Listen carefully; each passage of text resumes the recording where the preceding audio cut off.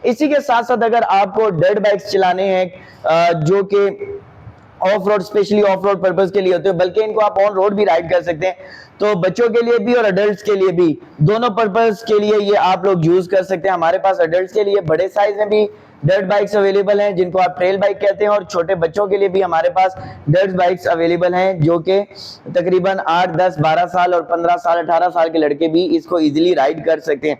ATV quad bikes का detail review 1 by 1 every model का इंशाल्लाह अपकमिंग वीडियोस में बनाएंगे, लेकिन आज जनरल ओवरव्यू आपको देने जा रहे हैं। जैसे कि मेरी ये लेफ्ट साइड पे और आपकी राइट साइड पे ये ATV quad bikes jeep variant खड़ा हुआ है। ये इतना बड़ा बाइक है जितनी बड़ी एक मिनी पिजारो होती है, तो इसके ऊपर ये अब मैं बैठ चुका हूँ और मेरा 95 केजी वेट है और इसके आगे तो कुछ भी नहीं है। मेरे जैसे 4 बंदे भी इसके ऊपर बैठे। इसके साथ आप अपना बॉक्स वगैरह, कोई लगेज वगैरह कैरी करना चाहे वो भी कैरी कर सकते हैं। आप इसके टायर के साइज को देखें